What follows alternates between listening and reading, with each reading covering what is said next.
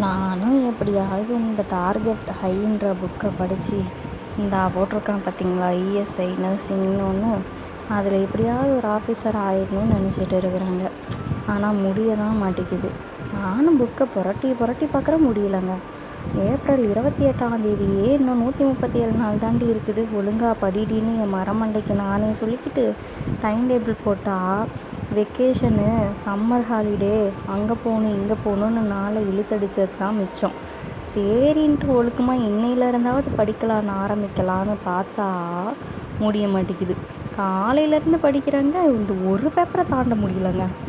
என்னத்தை பண்ணுறதுனே தெரில. இதிலே மேனேஜரை தாண்ட முடியல, ரிசர்ச்சருக்கு இன்னும் வந்த பாடு இல்லை. இப்படியே போனால் பொழப்பு என்னத்துக்கு ஆகிறது? ஒன்றுத்துக்கு ஆகாது.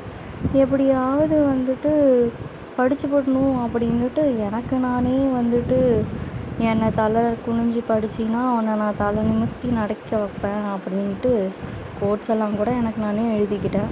அப்படியும் ஒன்றும் வேலைக்காக மாட்டேங்குது. பார்த்திங்களா, கோட்ஸ் எழுதி வச்சுக்கிறேன் இப்படின்னு உன் புத்தகம் சொல்லுதுடி அப்படின்னு கூட சொல்லி பார்த்துட்டேன், வேலைக்காக மாட்டேங்குது. ஒருவேளை 2020 பாஸ் அவுட் ஆனேன்.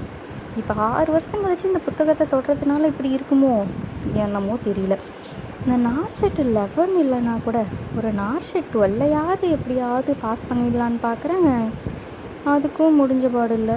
எப்படித்தான் நான் இதையெல்லாம் படித்து அண்டர்ஸ்டாண்ட் பண்ணி கொஷினெல்லாம் இதிலேருந்து இப்படி தான் கேட்பாங்கன்னு எல்லாம் தெரிஞ்சு என்னதை பண்ண போகிறேன்னே எனக்கு தெரில.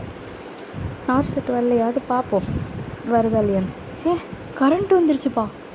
சொன்னதுமே கரண்ட் வந்துருச்சு. கரண்ட்டு போய் 3/4 மணி நேரம் ஆகுது. நார்செட் 12 எப்படியாவது பண்ணிடலான்னு சொன்னோடனே கரெக்ட் வந்துருச்சு. இப்போ இனிமேல் டைம் வேஸ்ட் பண்ணாமல் கரெக்டாக படிக்கிறோம். வாங்க படிக்கலாம்.